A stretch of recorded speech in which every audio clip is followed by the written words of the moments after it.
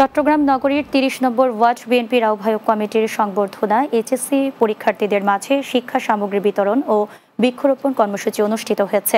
সদরঘাট নুরুল হক master lane এলাকার নিজস্ব মাঠে এসব কর্মসূচি অনুষ্ঠিত হয়। ৩০ নম্বর ওয়ার্ড বিএনপির আহ্বায়ক কমিটির সদস্য নাসির উদ্দিনের সভাপতিত্বে প্রধান অতিথি ছিলেন চট্টগ্রাম মহানগর বিএনপি সদস্য বিশিষ্ট সমাজসেবক মশিউল আলম স্বপন। এ সময় উপস্থিত ছিলেন সদরঘাট থানা বিএনপির সাবেক সিনিয়র সহসভাপতি খোরশেদ আলম, ৩০ নম্বর ওয়ার্ড বিএনপির আহ্বায়ক আজিজুল ইসলাম বাদল, সিনিয়র যুগ্ম আহ্বায়ক হাজি আমির আহমেদ সহ আরও অনেকে। চট্টগ্রাম বন্দর জাতীয়তাবাদী দলের উদ্যোগে কর্মী সভা অনুষ্ঠিত হয়েছে। বন্দর অকশন সেচ সংলগ্ন ১২ নম্বর সড়কের শ্রমিক দল কার্যালয়ে এ কর্মী সভা অনুষ্ঠিত হয়। চট্টগ্রাম বন্দর জাতীয়তাবাদী শ্রমিক দলের কার্যনির্বাহী সদস্য আবুল কালাম আজাদের সভাপতিত্বে প্রধান অতিথি ছিলেন চট্টগ্রাম বন্দর জাতীয়তাবাদী শ্রমিক দলের সাবেক প্রচার ও প্রকাশনা সম্পাদক হুমায়ুন কবির। এ সময় উপস্থিত ছিলেন আনোয়ারুল আজিম, এজাহার মিয়া, আব্দুল হাই সহ অন্যান্যরা। চট্টগ্রামের ১৩ নম্বর খুলশী বিএনপি এর অঙ্গ সংগঠনের ঈদ পুনর্মিলনী ও মতবিনিময় সভা অনুষ্ঠিত হয়েছে।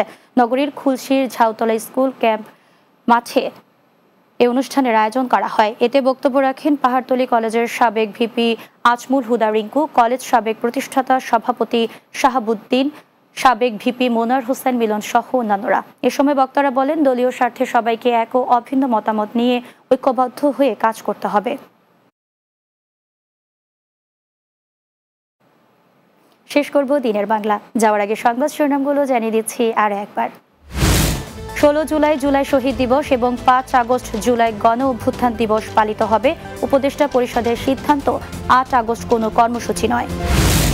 জুলাই ঘোষণাপত্র দিতে সরকার ব্যর্থ, ৩ আগস্ট ছাত্র জনতায় ঘোষণা করবে বললেন নাহিদ ইসলাম। জুলাই জুড়ে সারা দেশে পদযাত্রা কর্মসূচি। জুলাই মাসের মধ্যে জাতীয় সনদ তৈরির প্রক্রিয়ার একটি পরিণতির দিকে যেতে হবে। আলী রিয়াজ, রাজনৈতিক দলগুলোর সাথে আজও আলোচনা। এবং কুমিল্লার মুরাদনগরে ধর্ষণের ঘটনায় মূল অভিযুক্ত ফজর আলী সহ ৫ জনকে গ্রেফতার করেছে পুলিশ।